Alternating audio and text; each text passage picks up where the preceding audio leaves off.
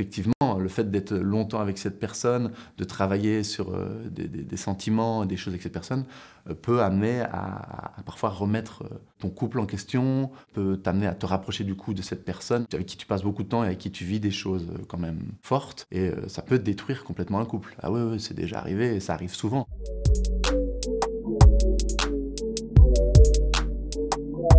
Whooper is the order. Vous pouvez commander votre Whooper depuis chez vous, sans attendre, dans n'importe quelle situation.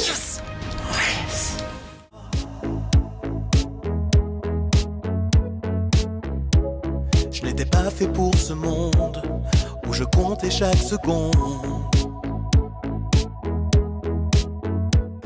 Bonjour, moi c'est Jean-Mathias Pondan, j'ai 29 ans, je suis liégeois et je suis comédien, acteur professionnel dans la vie.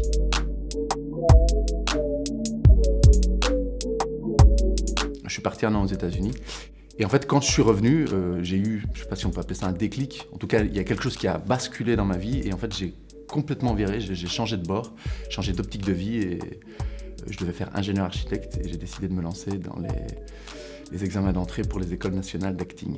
Et j'ai intégré alors les SACT, l'école supérieure d'acteurs de Liège.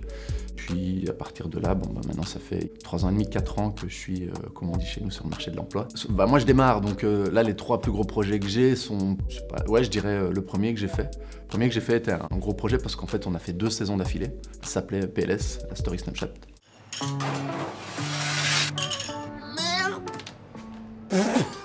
Qu'est-ce que t'as encore foutu? C'est quoi ce bordel? T'inquiète, on va tout nettoyer. Mais je n'ai rien à foutre de le nettoyage. Là, mon problème, c'est toi maintenant. Moi? Oui, toi, t'as décidé de me saboter ou quoi? Non, pourquoi? Là, dernièrement, j'ai participé à une web-série, une série sur Typique, qui s'appelle Dans ma tête. Et donc là, j'avais le premier rôle dans un épisode.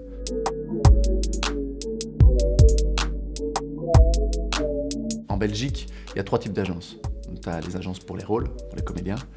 À côté de ça, tu as les agences pub.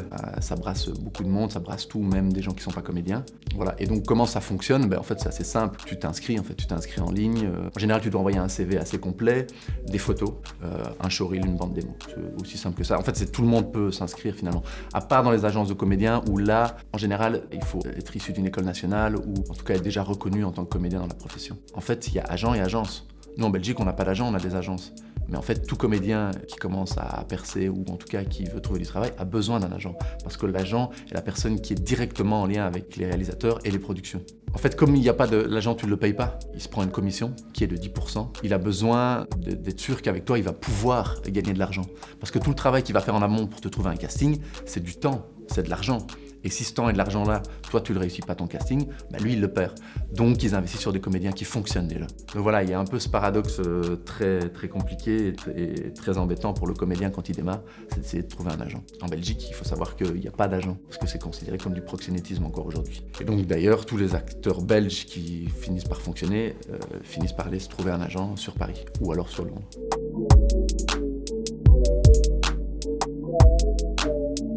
De manière générale, les castings, ça peut se faire sur 1 tour, 2 tours ou 3 tours, ou voire plus. Le premier casting, en général, c'est souvent le même partout. C'est tu arrives, tu es avec ce qu'on appelle un directeur de casting, qui t'explique en fait le contexte, la situation dans laquelle ton personnage va jouer. Et à partir de là, il te demande directement de te présenter face caméra pendant 1 minute, le plus simplement possible, sans rentrer dans les détails. Et puis t'enchaînes directement alors avec la situation, la scène, on te demande de la jouer directement. Et ça, cette scène-là, en général, tu la joues max 3 fois, entre 1 et 3 fois. Mais même si ça fonctionne pas au bout de la 3e fois, il arrête parce qu'en fait, il y a d'autres gens en fait. Donc c'est des choses qui vont très vite. C'est souvent frustrant d'ailleurs pour un comédien quand on passe un casting, c'est que t'arrives là, ça dure 5-10 minutes, t'as à peine le temps de faire c'est déjà fini. Et il faut être tout de suite dans la bonne énergie et dans la bonne concentration. Pour bien travailler un casting, il n'y a pas de recette miracle, c'est être détendu, calme et spontané.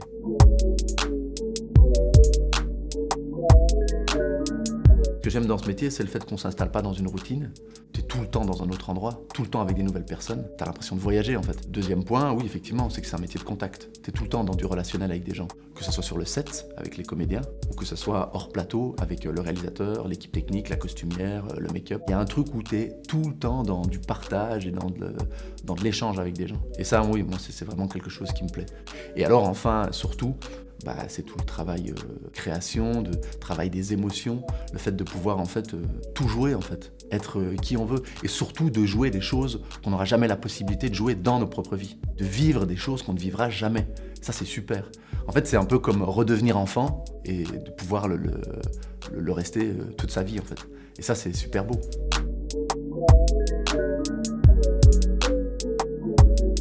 La plus grande difficulté du métier, c'est de trouver du travail. Et paradoxalement, ce qui fait de pair avec le travail, en fait, c'est de savoir se faire aimer.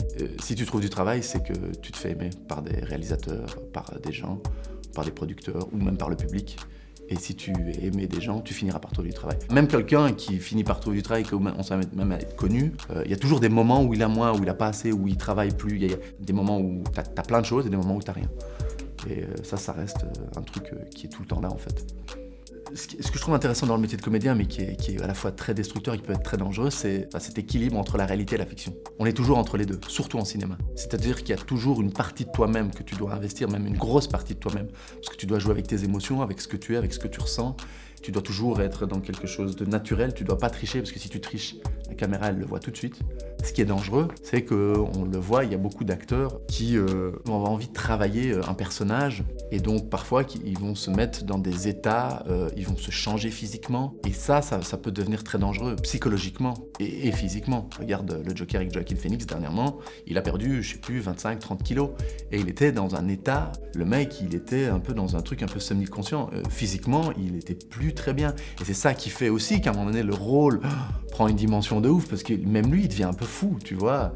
Et du coup, il y a quelque chose qui fonctionne, effectivement, c'est un bon choix. Mais du coup, il se met en danger. Mais par exemple, pour d'autres, comme Robin Williams, Heath Ledger, qui étaient des acteurs qui adoraient s'investir énormément, mais qui étaient du coup aussi très torturés. Par exemple, dans The Dark Knight, Heath Ledger, où il a dû travailler ce personnage du Joker, c'est un rôle où il a dû travailler psychologiquement. Il a, pendant un mois en tout cas, il s'est enfermé dans un truc, et il était à un endroit où lui-même il perdait un peu la boule. Du coup le rôle était super, c'était génial, mais du coup l'équilibre devenait tangible et là il passait de l'autre côté et c'est souvent ce qu'on oublie chez le métier de comédien, c'est qu'on travaille avec nous, avec nos émotions, avec ce qu'on est, et parfois quand on va trop loin, on peut ne jamais revenir. On a un cœur, on a une sensibilité, et parfois quand on va trop loin sur le travail d'un personnage ou qu'on accepte une telle scène dans un film ou tel truc, ça peut aussi nous détruire psychologiquement.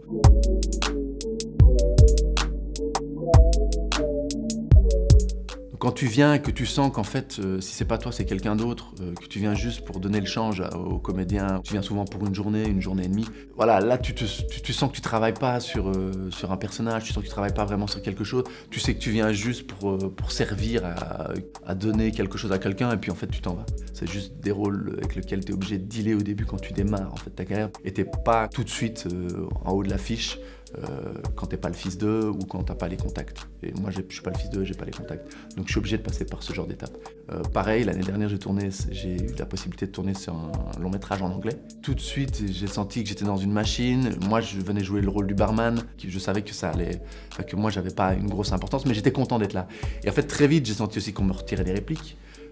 Très vite, en fait, ils se sont retrouvés aussi dans un truc où ils n'avaient pas le temps de tout tourner ce jour-là. Donc en fait, je me suis retrouvé à donner la réplique, plus vraiment avoir de plan sur moi, et en fait, finalement, dans le film, on me voit quasi pas, quoi. Et donc je saute vraiment la trappe. Et ça, c'est horrible, en fait, c'est frustrant pour un comédien, parce que t'es là, c'est tes premiers pas sur des planches, t'as envie de donner, d'être vu, de jouer, et en fait, tu sens que t'es castré et que tu peux rien y faire, en fait.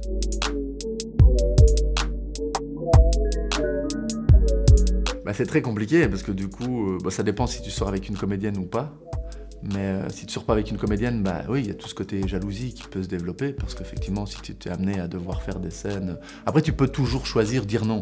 Mais du coup, si tu dis non ou tu renonces à quelque chose, tu t'exposes alors peut-être à pas être pris ou à perdre quelque chose d'important ou même du coup après à ne plus retravailler. Donc souvent, tu essaies quand même... Voilà, c'est du travail, mais... Ton partenaire, ça, c'est plus difficile à le comprendre. Aussi, ce qui peut arriver, c'est qu'effectivement, comme tu passes beaucoup de temps avec la comédienne, que tu travailles sur des choses qui sont aussi vraies, tu joues quelque chose de fictif, mais dans ce fictif, tu travailles sur toi, sur tes émotions.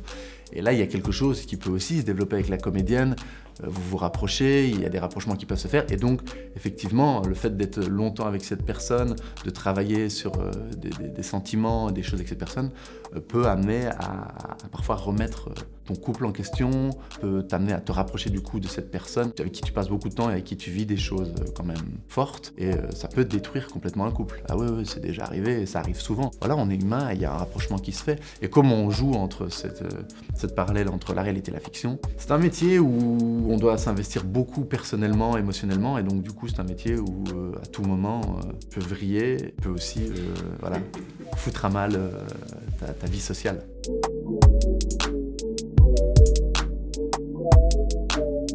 Je vais là t'énoncer 2-3 phrases, moi, qui me parlent et qui je trouve qui font écho avec le métier de comédien et qui sont importantes de dire parce que c'est ce que les comédiens peuvent vivre dans leur quotidien. Et je trouve que c'est chouette de pouvoir énoncer ce genre de phrases.